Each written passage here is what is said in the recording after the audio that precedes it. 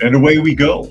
So, good morning, good afternoon, good evening, everyone. Wherever you happen to be in the world today, welcome one and all to Coffee Talk. That is Coffee Talk Live, where we will be having some discussion about what is going on in the world today. We'll take a look at some clips from various news agencies and have a little bit of dialogue. And of course, can find the live portion Monday through Friday at 2 p.m. Eastern Standard Time. If you're listening somewhere else and you'd like to join us, and that is on Coffee Talk and Prepper University, or at Coffee Talk Live and at Prepper University on YouTube, as well as X, formerly known as Twitter, where you can find me at Coffee Talk Chat. And of course, fistfulofradio.com, podcasting out of Atlanta Monday through Thursday at 4 p.m. Eastern Standard Time and Friday at noon, as I go ahead and check in with those who have chimed in the live portion to say hello. And of course, I do read through as many comments as I can for the benefit of those of you who cannot see. I see Doc Galt is here. He says, thumbs up. Yes, please do. If you're on one of the YouTube channels, provide a thumbs up if you wouldn't mind. Kimberly is here. Helter, Dragon, D-Lo. Brian is here. Cyberjack Sr., Chillin' Dave. He says FEMA Zone 1 checking in. I hope not. I hope not. As we get to the top story, well, top stories, there's a lot of things going on as always. This one I thought was very interesting and was debunked of all things by China.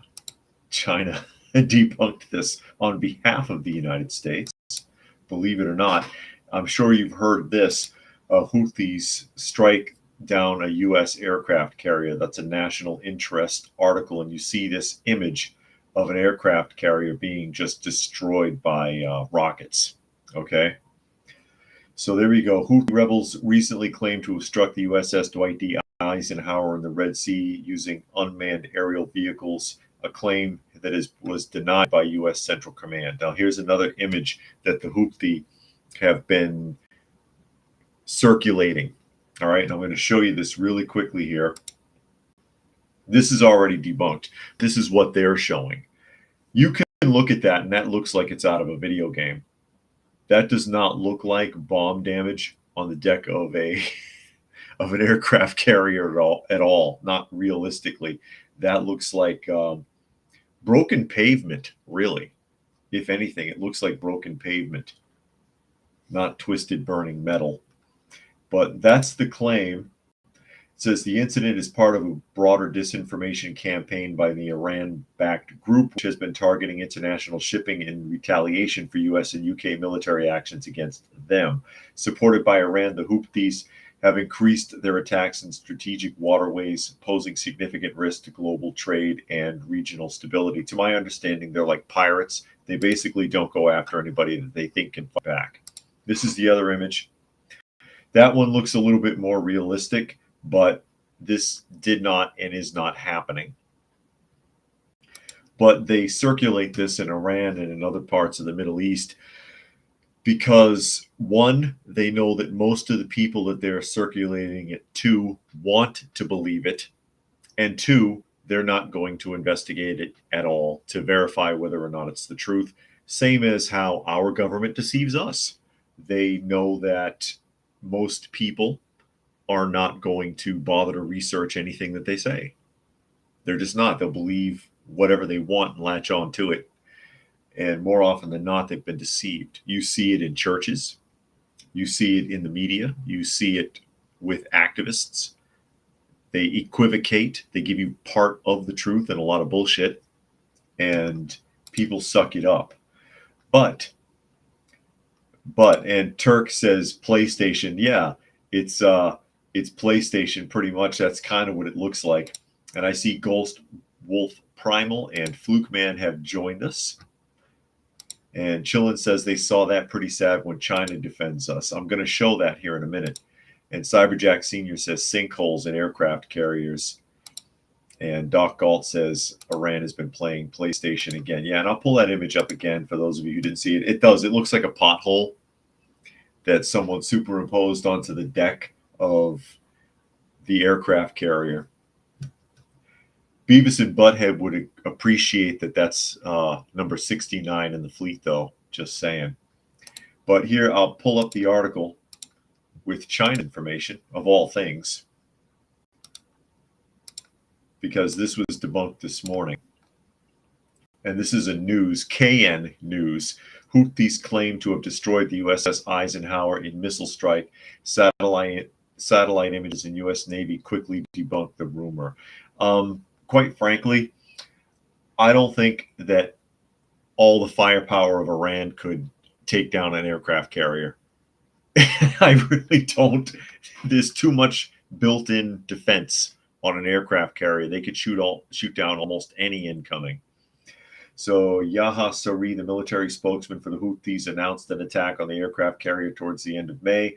By the first weeks of June, several social media outlets started sharing fake videos of the USS Eisenhower up in flames, claiming the destruction was the result of Houthi missile strikes. However, Chinese satellite images shared by the military information outlet showed the USS Eisenhower is still deployed at the Red Sea, with the outlet noting that the pictures do not show any signs of damage or any indication the aircraft carrier was recently under attack. All right. Now, here's a shot of the aircraft carrier at night, but that's not the satellite data. That's a shot from another ship, because, you know, an aircraft carrier would normally have accompanying vessels. This is the image that they're talking about. Let me move down here. That's the Chinese satellite imagery. That is the Eisenhower. And as you can see, it's in motion because you can see the wake behind the vessel. And this is a shot from within the last 24 hours. So no, the Eisenhower is still fully functional. Oh my God. Sven says an unsophisticated as that is, their physical actions don't need to be sophisticated at all. And Turk says the World War II style bombing damage versus anti-shipping missiles coming in three over the waves. And Chillin says the captain of the aircraft carrier was tweeting from the bakery on X. This, yeah, and Chillin says lots of ships surround any aircraft carriers, hence the term fleet. And Chillin says battle groups. Yeah, there's always accompaniment. An aircraft carrier doesn't really go anywhere by itself. It's the centerpiece. It's the centerpiece. And that's what Turk is emphasizing. Oddly enough, the Eisenhower is 69. That's right. But again, that's a term that I'm sure that Beavis and Butthead would appreciate. He said 69. The ship is 69. I'm going to join the Navy. Yeah. Anyways, I just think it's hilarious, actually, that if of all people or all governments, the Chinese are the one providing the satellite footage. They're like, no, look, it's still there. Eisenhower's fine. It's let me see here. Oh, that's all X interview mess. There, I hate this now that this has gotten to be a thing. I'm not going to bother to read the rest of the article. This is the big thing now, where the writer of the article, in this case, Samurup Chowdhury, doesn't know what else to do with the article, so he fills it up with what other people said on X or Twitter. And so the whole second half of this article is all quotes from like people on X. I don't want to see that. I don't care about that. I don't care what somebody on X had to say about it. You can, I mean, if you a little bit more research, you could have squeezed another paragraph out of that. Just saying. Just saying. And Helter says there's not a peep about this coming from legacy media. They've been too focused on New York City. I know. Too focused on New York City and trying to blow up the concept of the downfall of Trump, or so it seems, which he's not going anywhere. He's not going anywhere. Flukeman says they think that China did something similar. Didn't they use scenes from the Rock 1997 movie when an FA-18 pilot dropped a bomb on the island, claiming it's something they had done part of their training? I don't remember. That doesn't sound familiar, but it wouldn't surprise me. It wouldn't surprise me because some of these people, they get footage from all over the place. Who remembers years ago when Osama bin Laden was still alive and protesters had pictures of Bert from Sesame Street on some of their signage? Who remembers that? I mean, they just pull images from all over the place. There was, oh God, what was it? Somewhere in the Middle East, they had science books, like chemistry books, and on the cover of the chemistry book was what's his name from Breaking Bad. If you remember, I can't remember the name of the character. Jesse from Breaking Bad, when he was wearing the hazmat suit when they were working for Gus, and he was like pouring a bottle, and they used that on the cover of their textbook. So people just grab images from all over the internet now. And they don't know where the hell it came from. And Doc says all I've heard about is baby Biden and his trial. Yeah, Biden's son in that trial, and I think they just closed out arguments like within the last hour, haven't they? Because that's all over the media. That's all over the media. But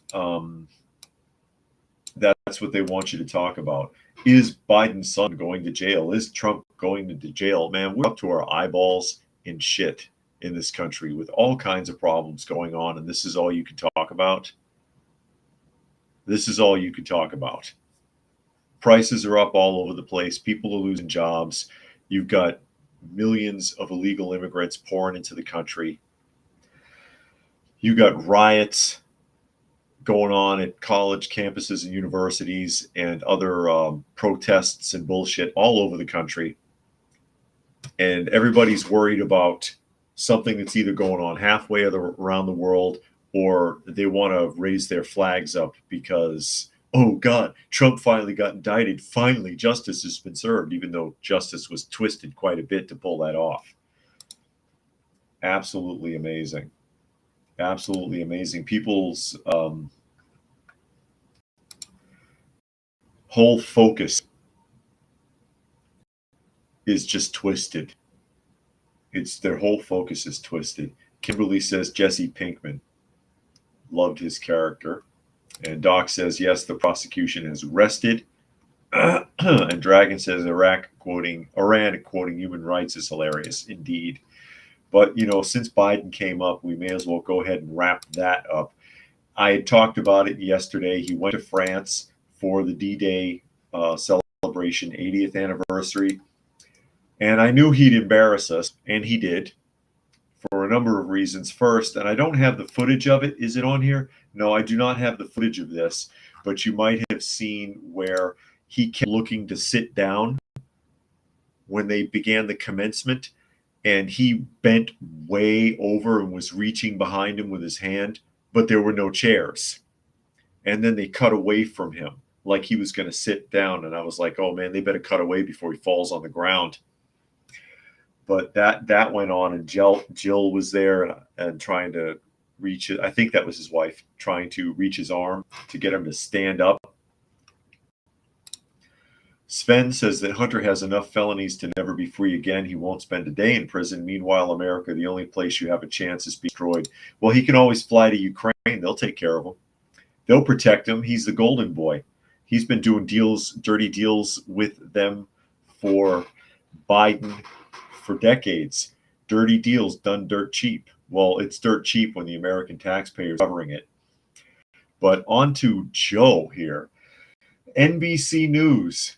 Biden mixes D-Day commemoration with warnings about democracy's vulnerability.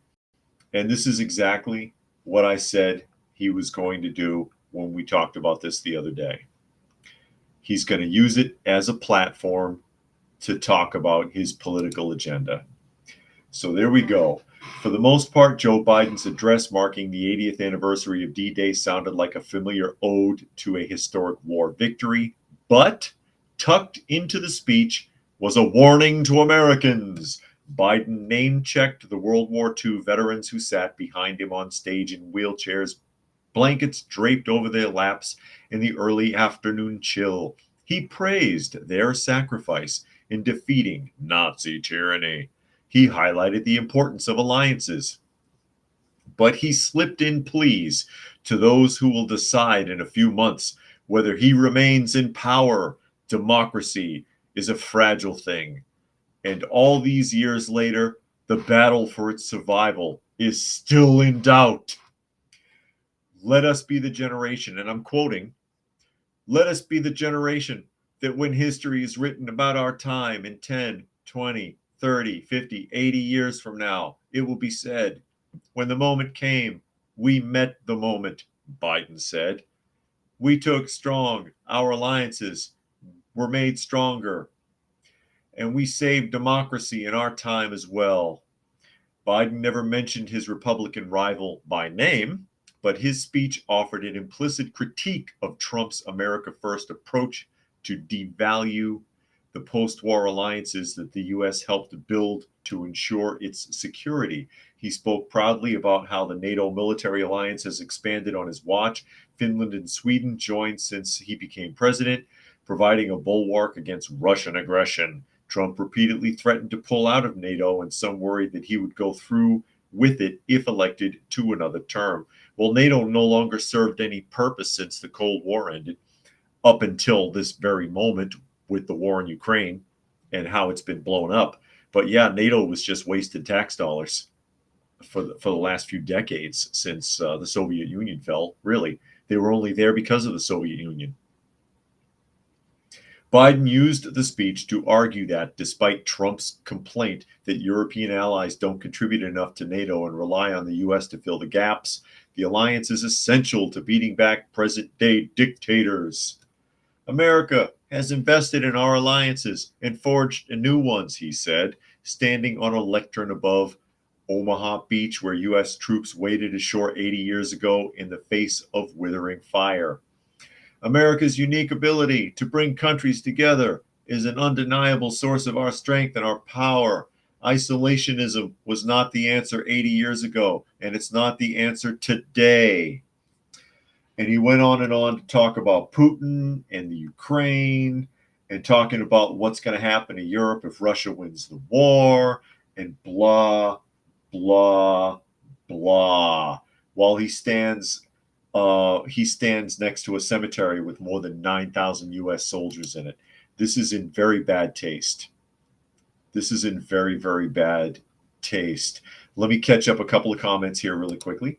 I say, Dragon says, is he living in an alternative universe? He's preaching about authoritarianism. That's exactly what his administration has been doing. And Urban Angst made it today. Glad you could make it. Yeah, Weekend at Bertie's, 1989, he says. Turk says, stage 4 Alzheimer's patient propped up by cutting-edge medicine. Somewhere I have a sci-fi fantasy book that refers to a PM being basically a high-tech zombie set in the 2050s, or prime minister, I guess he means. And Helter says, ironic that one of the enemies of Western civilization gave a speech about those who saved Western civilization. It's just in bad taste. It's in bad taste. It's bad etiquette for him, political or otherwise, to speak about anything other than the sacrifice, especially when you had the last few remaining veterans of that invasion sitting behind you on the podium, withering away themselves. A lot of people died there.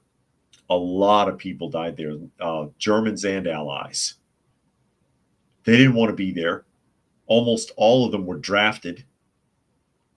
They were rushed into a hail of gunfire, just like the push that they used to do in World War I. Anyone here studied World War I, you know what a push is. It's during trench warfare, for those of you who don't know, when they would do a big push, and that meant everybody rushes out of their trench towards the opposition's trenches through gunfire, mines, and barbed wire to try to get close enough to overwhelm the enemy. It was an extremely unsuccessful tactic in a time when artillery was a new thing and people didn't know how to fight a war like that. They were still fighting like they were doing cavalry charges. And thousands of people would die. And if you did not jump out of that trench and go, commanding officers in the back would shoot you as a traitor for not going over. So you died if you stayed, or you died if you went. And Doc says basically a blitz, yes, but a blitz that most people did not come back from. Normandy was the same thing. Rush it, rush it, rush it until you eventually overwhelm the fortification, which was very strongly fortified. There's nothing that can be said to give a homage to what happened during D-Day. Nothing. No documentary can really touch it. You've got to really empathize in the moment and sit there and say, okay, wow, I get it. The immense sacrifice, and to have the nerve to stand up there and talk and try to compare your election to D-Day. To try to compare your election to D-Day for votes. And you're in France. You're in damn France. Cruising says the push, trading tens of thousands of lives for a couple hundred yards of mud. Exactly. Exactly. Flukeman says, how would you deal with the Ukraine war and conflict in the Middle East if you're the president? I'd leave it alone and let them kill each other. I'm sorry, I sound evil, but sometimes you just got to let them fight. It's like the two bully kids on the block. Sometimes you just got to let them fight. But you know what? Biden is not alone. Biden is not alone in insulting the D-Day commencement. He's not. Brian here says that that's not practical considering the Germans had MG-42 machine guns. That's how it was done on both sides. And Juan says, checking in from Delaware, no Biden or Trump signs up. People are tired of both of them. And Paul says at Normandy, the French forgot that the British took over 130,000 French troops off the coast. And then Doc says a lot of those machine gun positions were well fortified with concrete. Yes, they were. Yes, they were. But he is not alone. And, you know, I got to wonder how people can still vote for these individuals having such miserable tact. You know, do they sit there? How dense are they? I know people are typically just not that smart. They're not. But how dense are you? They're like, oh God, that's right. D-Day is just like this coming election. You know that there's people out there like that. And there is Raccoon. They say, happy Friday. Yes, it is Friday. I give you Hillary Clinton. Hillary Clinton still running her mouth. Washington Examiner article. Hillary Clinton being roasted for posts equating D-Day to the 2024 election. There she is. I mean, she's old enough to have been in the French Resistance herself. She probably could have taken out more people than Mata Hari, too. Former Secretary of State Hillary Clinton outraged X-users Thursday in her attempt to commemorate D-Day's anniversary in a post. Quote, 80 years ago today, thousands of brave Americans fought to protect democracy on the shores of Normandy. This November, all we have to do is vote. You bitch. Oh my God. I hadn't read the quote yet. That is insulting. And that is essentially the same thing that Biden did. Although Biden's handlers wrote him a speech with just a smidge more tact than that. But essentially, it's the same thing. It's the same thing. God, there isn't enough makeup for you, sweetheart. You can see she has a full foundation on, even on her neck. I'm going to read that one more time. 80 years ago today, thousands of brave Americans fought to protect democracy on the shores of Normandy. This November, all we have to do is vote. Yeah, same thing. Rushing into a hail of bullets, dropping a mail-in ballot in the mailbox. Same exact thing.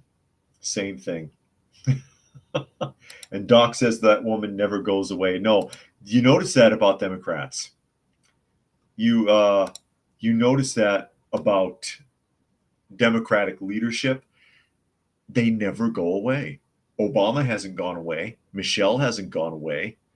Where's George Bush Jr.? Because Senior's deceased, but where's George Bush Jr.? You seen him lately? But once a year, you might hear something. But he's not in the public eye, really. And then Monkey says, don't forget people comparing January 6th to 9/11. True. They do that as well. They do that as well. That takes the cake right there. This is why you don't vote for these people. She doesn't care about it. She doesn't care about the commencement. She doesn't care about the history of World War II or the implications of it. She doesn't care about the millions of people who died in World War II. Not just soldiers. Not just soldiers. Prisoners of other types. Civilians caught in the crossfire. Collateral damage, as they call it now. Millions of people died in World War II. But, election in November, same difference. Brian says next Biden's going to embarrass himself by saying his name is Donald Biden or Joe Trump. I'm waiting for it. I'm waiting for it. I am waiting for it. Fluke Man says USAF and RAF killed more French civilians than German military personnel. No precision bombing in World War II. Cruising says Clinton probably has a higher body count than most World War II snipers. Ow-wee. Oh, no. Oh, no. And Doc reminds us we live in a republic. Well, that's what it's supposed to be. Isn't that what Benjamin Franklin said? It's a constitutional republic if we can keep it. Is that a correct quote? And Paul thinks she's a clone. Maybe she is. Turk says Jimmy Carter is still with us. Yeah, but I mean, he's like in a hostel or something at this point, isn't he? I think his health and mental faculties have completely failed at this point. So, yeah, if you hear about him, it's just someone talking about him right now. He's not going to say anything more. And Random Blip says, didn't she say that women are the primary victims of war? I don't remember. I don't remember. And then Doc says, but she took sniper fire on the tarmac, remember? Yeah. And she was exposed for lying about that because they had video footage of her getting off the plane with her entourage. And there was like a children's choir or something out on the tarmac, and they were singing or playing instruments, something like that. It says, the article goes on to say the comparison caused an uproar despite Clinton's attempt to limit responses by banning replies to the post by anyone that she does not follow. And then the rest of this is all quotes from other people on X. I talked about that earlier. This is apparently what writers do now when they can't figure out a way to fill up 3 paragraphs. They put a bunch of quotes from other people on X or TikTok or some crap. And I'm not going to read all of that. But there she is. There she is, pandering. All you have to do is vote. You're a hero. Now they're going to tell us we're a hero for voting. I'm a hero. I voted. I'm a goddamn hero. It reminds me of King of the Hill. King of the Hill fans, anyone? And the Olympic race, and the flame had gone out, and they needed to get the flame relit. And the next guy who was supposed to take the torch was the guy who lost 300 pounds on the Subway diet, right? And he was like, man, I lost 300 pounds on the Subway diet. I'm a goddamn hero. Where's my torch? And Doc says everyone gets a trophy. Exactly. And Dragon says she's utterly disrespectful even to active duty military personnel, not just veterans. Yes, I know. I've heard she's very rude and very abrasive with anyone that she has to deal with off camera. Very rude and very abrasive. But that's I mean, these are the people that we have as elected officials. These are the people that are our lawmakers. These are the people in charge. They don't care about anything. They don't care about anyone except for their own personal bottom line. How much money can I make and how can I stay in power? And who can I rub shoulders with to look and feel glamorous? They don't really care about anyone. And they're hopelessly out of touch. They're out of touch. The stuff they talk about doesn't even make any sense half the time. They make connections that don't need to be connected. They fabricate stories or they equivocate stories. And again, for those of you who aren't familiar, that's a term mostly applied to politicians and activists, because equivocating is telling part of the truth in order to create a spin. So you don't tell people the whole thing, you tell them this much, but if they knew the rest of it, they'd have an entirely different concept. So you tell them this much and then you let them imagine the rest, or you embellish it somewhat to have them imagine the rest. That's what these people do. This is what we're stuck with. Oh, but your vote counts. Your vote counts. You can vote away all your troubles, ladies and gentlemen. That's what it's going to do. You got to get to the polls. You got to get to the polls because, you know, it's worked so well up to now. Hasn't it? Hasn't it just worked so well for everybody? All this voting, all for decades, centuries even. For the last 100 years. How often has it helped? Vote away the bad apples. There wouldn't be any. Speaking of bad apples, we're going to go to Governor Nuisance's territory. And yes, I know I said nuisance. And Chillin' Dave says, so what if my ribbon says 9th? Trophy. You get a trophy. Trophy. Monkey, Pokemon go to the polls. Hillary Clinton 2016. Did she say that? Did she say that? More trouble for Governor Nuisance. California's shantytown exposed in grim footage. Let me see if I can expand this. This is what it looks like under the bridges in California, in Oakland. And also notice on the right, for those of you who can see, a row of campers, because people buy derelict campers, or what do they call them? Van lords. Van lords buy derelict trailers and line them up on streets and charge people rent to live in them. And if you don't pay, they set them on fire, which is why there's so many burnt out campers and vans and other vehicles in California. You can see that these train tracks are no longer even usable because they're completely covered with trash and filth. There's abandoned vehicles. You can see coatings of dust on those vehicles. Those vehicles have not moved for a long time. All that trash. Disturbing footage reveals a California community resembling shantytown with makeshift houses made of wood and tarps in Oakland. This is not the same place that I showed the other day, because I showed another video clip of a neighborhood similar. Exposes unsanitary living conditions and the sudden emergence of dwellings obstructing service roads with litter and discarded materials strewn across the ground. Michelle Oxford, the Cali-based host, shared the video and was shocked by the condition of the locality.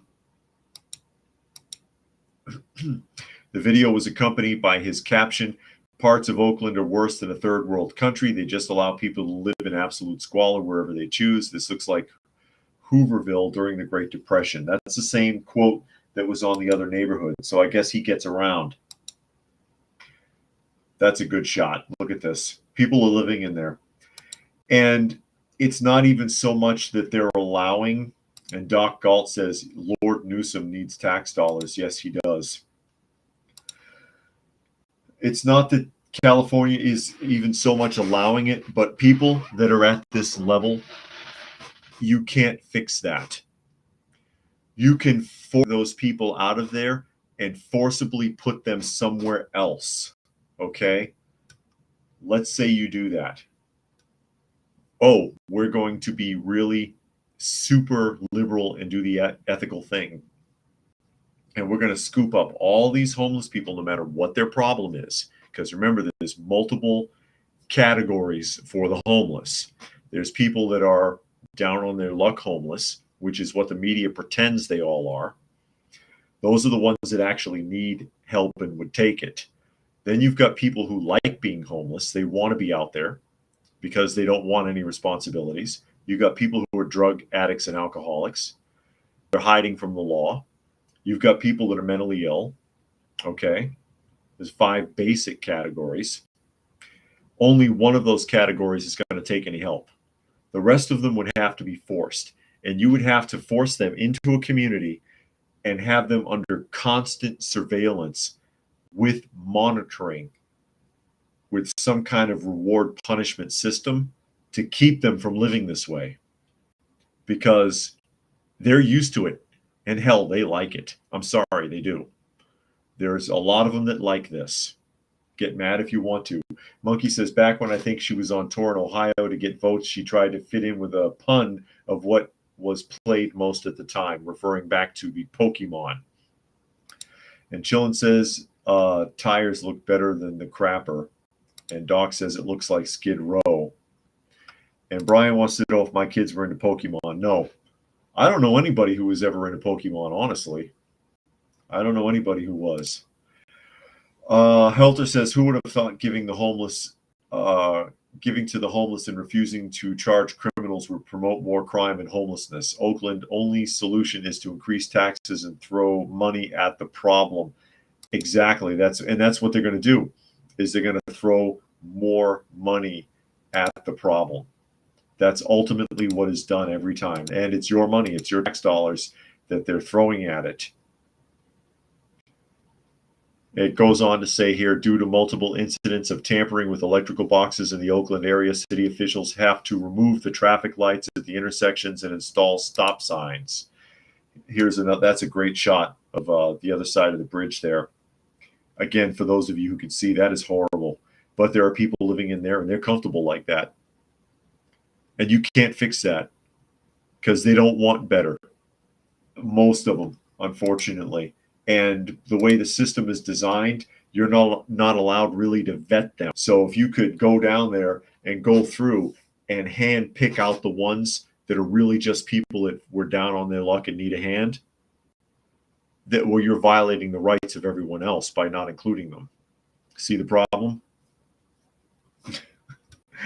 Oh man, that's the issue. And the rest of them, the other 4 categories, they don't want your help. They don't want it. Screw you. You could reduce it by reopening mental institutions, and you could round up all the ones that are mentally ill and put them in the mental institutions again where they came from. Because remember, we went through this big push in the 90s where, mental institution equals bad because they have no rights. So a lot of states ended up shutting them down. They happened in Georgia. They put thousands of them in the streets. And they catch and release them. They keep letting them go. They're not going to take their medicine. They're not going to take treatments. They're not going to get treatments. No one's going to watch out for them. And some of these mentally ill people are very dangerous, even to themselves, which is why they were locked up in the first place. And public outcry from extremely left-wing, sopping wet, milky liberals caused it to where the states had to start releasing them and shutting down those in-house facilities where they were cared for. And Chillin says, mentally ill, why are you always picking on Democrats? Oh, yeah, I know. And Turk says, when they were homeless, drug addicts got priority for any kind of help. And they don't want it. Tell me if I'm wrong, Turk. They don't want it because I've worked with them. They don't want the help. They're forced into programs. And then as soon as the program's over, when the insurance runs out, because the insurance won't pay for them indefinitely, they go right back to their old habits until they get to a point, which most of them never get to this point. But until they get to a point where they're like, shit, I don't want to live like this anymore. I've got to change. And then the bulb comes on and then they can be helped. That's the difference. Yeah, Turk says 95% didn't. There you go. Thank you, Turk, for chiming in on that. Because I've worked with the homeless. My wife has also. My wife has done far more with it than I have. I haven't got the stomach for it because I get mad. I do. I get angry. But they don't want the help. They don't want the help. But these people, the mentally ill ones, are a danger even to themselves, and they need to be institutionalized. But they're put out on the streets because it's a violation of their rights to be institutionalized. But then again, they're dangerous to other people and dangerous to themselves. I have one guy, and this makes me think of when I was working in mental health. Urban says, "What's often absent from articles is any mention materials come from." Yeah, the states pay for it. Yeah, it's your tax money at work, giving away drug paraphernalia.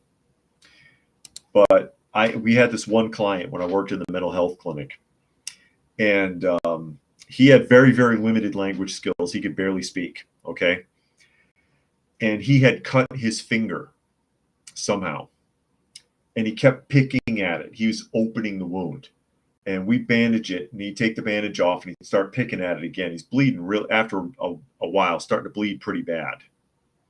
Right? We ended up having to wrap up his whole hand to keep him from picking at that wound. Now think about this. If they said, "Oh, it's unfair for him to be in a facility and we need to let him go," and you put him out in the streets and he's out there panhandling, one day cuts himself on a piece of glass and keeps picking at it, he would bleed to death or get an infection that would kill him because he just can't stop. I had another client. He would eat. If he could get a hold of any food on his own, he'll eat until he throws up and then keep eating. How can you have a person like that running around? But this is what they did. Oh, and Chillin' Dave says he's got to go. Well, sorry you have to leave, but thanks for joining us. Raccoon says their sister is a social worker, and you're right. Most of them don't want help. Some are court ordered to do rehab, and our taxes. And then when they leave, they go back to do drugs and robbing stores. Yeah. And, I worked with juvenile justice, and many of my clients were, by court order, forced to go to rehab. And they would go until the insurance company said they were done. And then they'd get a certificate, and they'd come back. And some of them had been in rehab multiple times. And it doesn't work. They're going because the judge said they had to.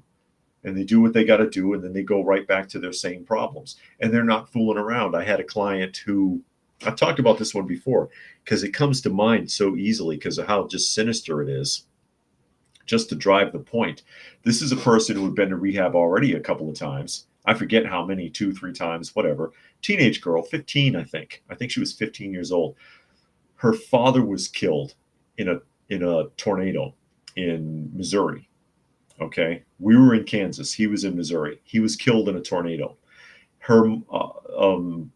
He had custody, which is a miracle. I don't know where the mother was or if she was alive or what, but dad had custody. She was in custody with the state. Dad was killed in a tornado touchdown. She gets special permission through the probation officer for a grievance period. So they give you a pass for a few days to go home, to attend the funeral, and then come back. So the transportation officer comes, picks her up, they shackle them to put them into the back of the police car and take them to the family. Take the shackles off, remand them into the custody of the family until the period ends, and then the probation officer, or not, the transportation officers come back, pick her up, bring her back to the facility.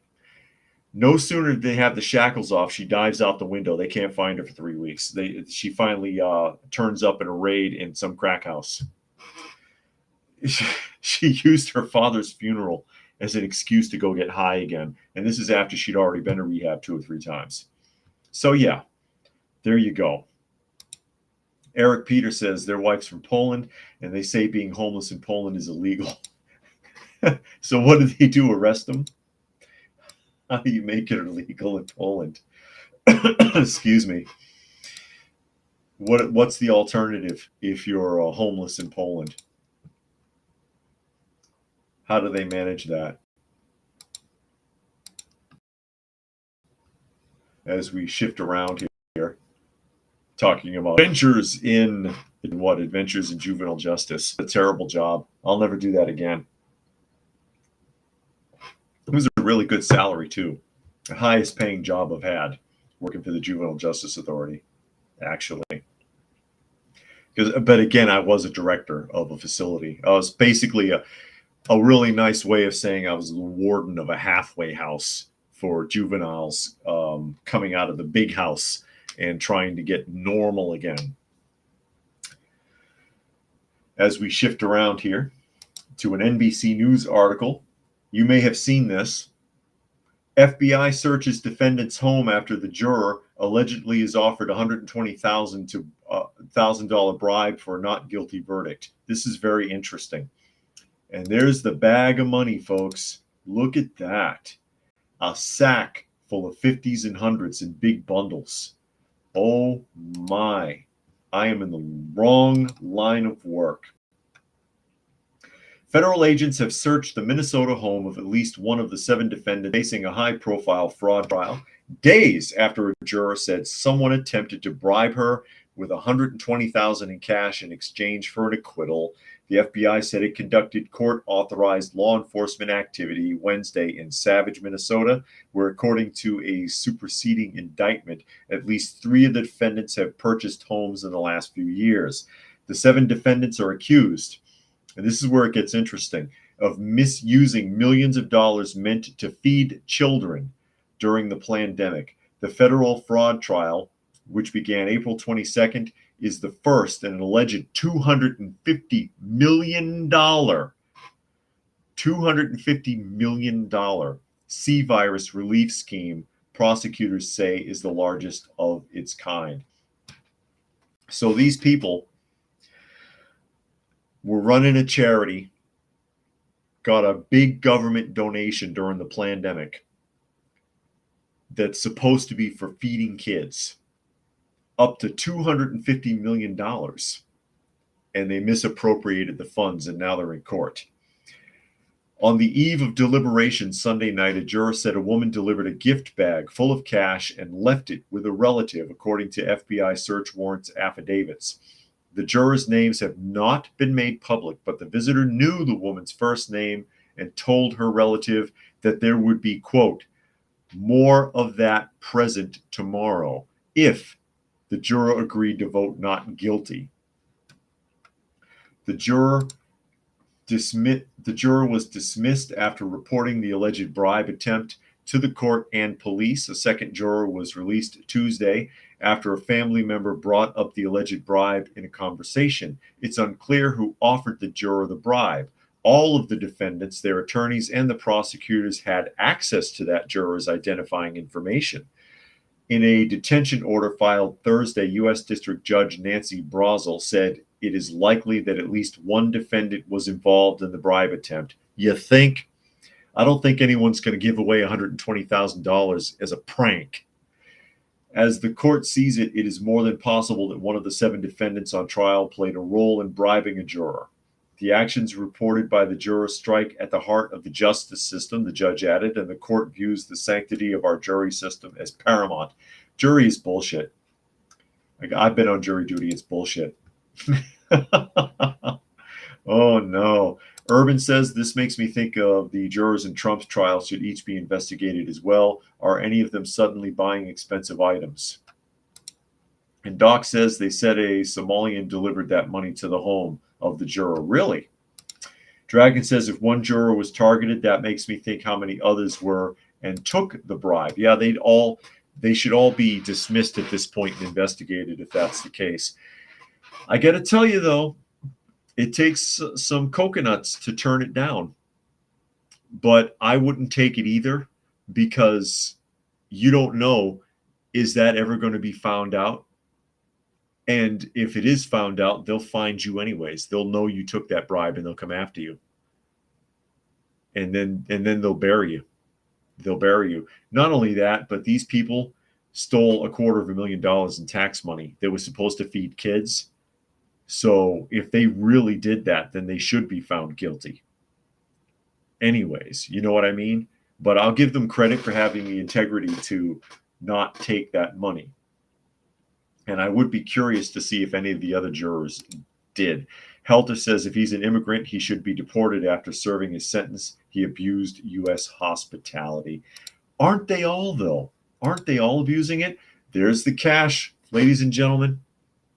Oh my. Oh, there's bundles of 20s too, and it all looks random. Non-sequential bills.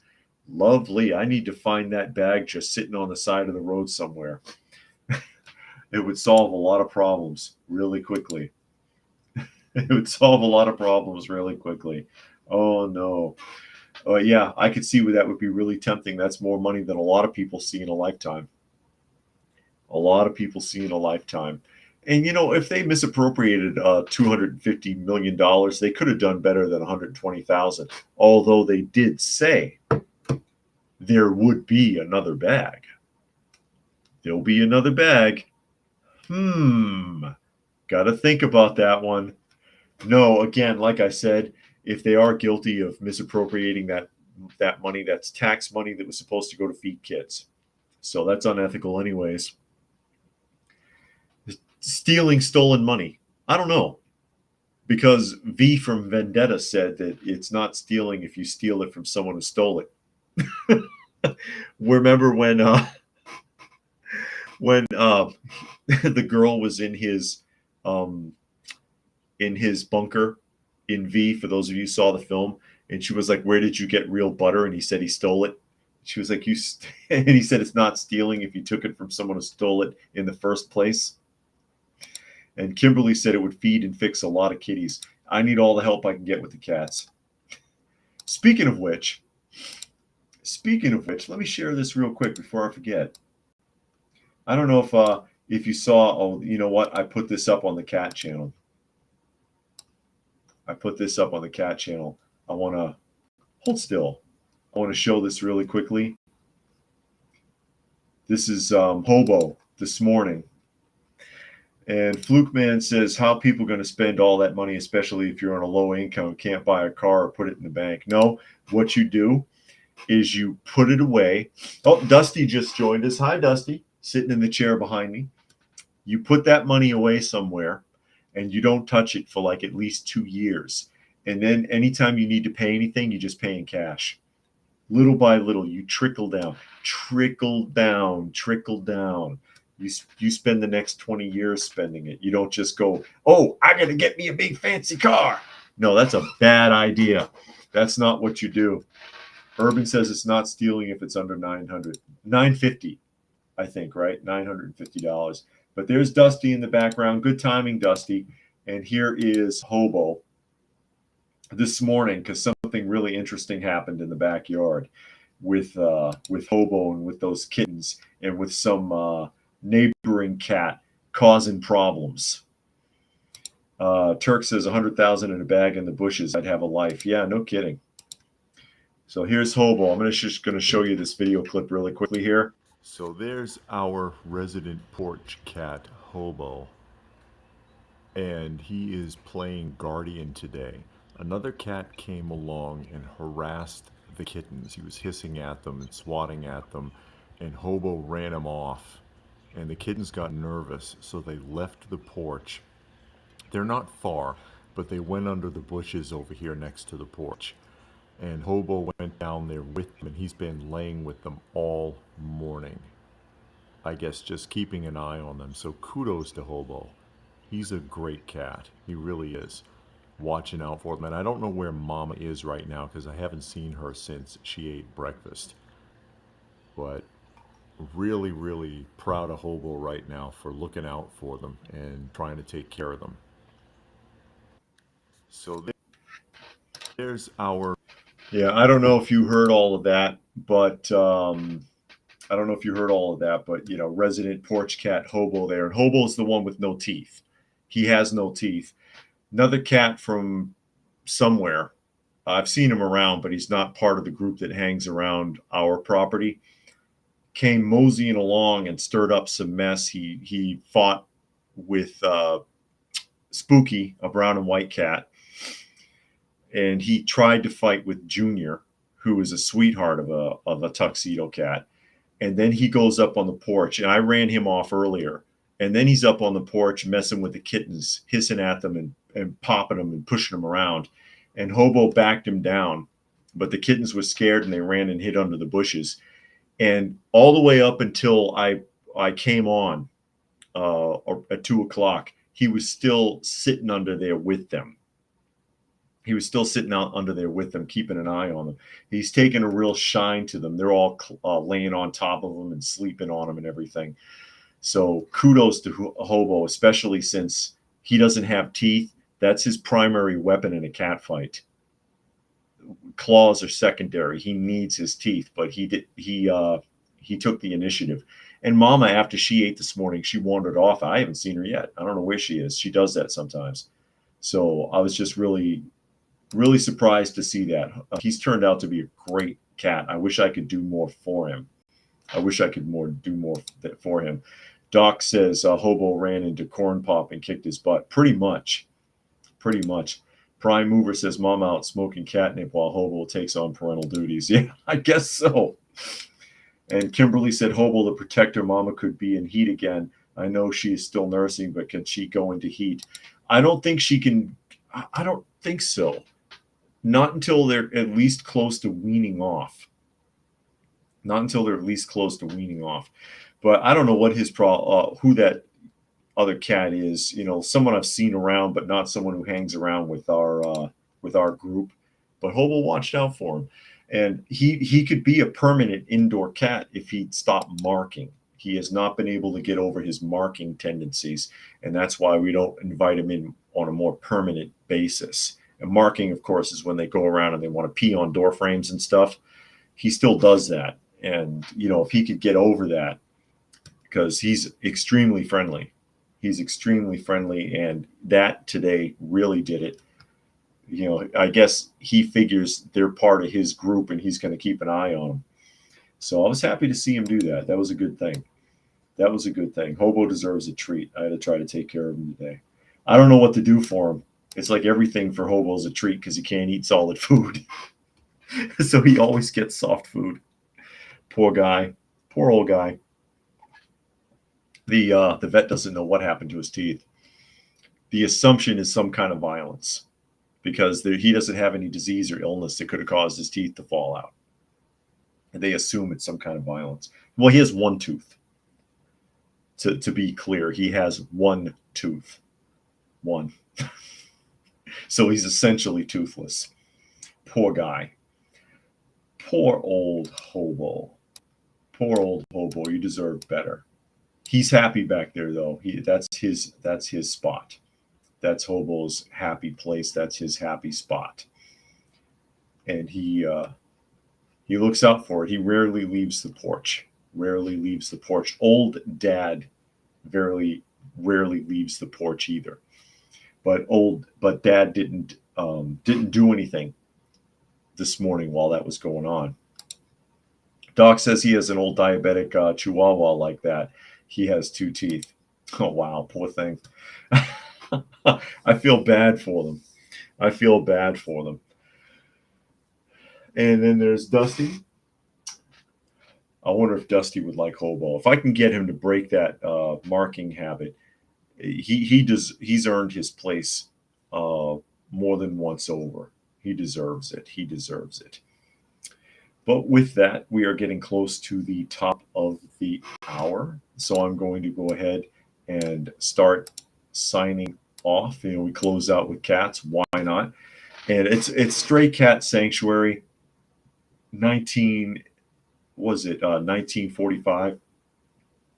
That's the moniker that YouTube stuck me with. At Stray Cat Sanctuary 1945, which is just a stupid moniker, but you know, I'm stuck with it for the time being, is where I put a lot of those cat shorts and stuff. But anyway, again, you were listening to and or watching Coffee Talk, and you can join the live portion if you're listening somewhere. on YouTube Monday through Friday at 2 p.m. Eastern Standard Time on at Coffee Talk Live and at Prepper University. You can find me on X, formerly known as Twitter, and that is at Coffee Talk Chat. And you can find me on fistfulofradio.com, podcasting out of Atlanta Monday through Thursday at 4 p.m. Eastern Standard Time and Friday at noon.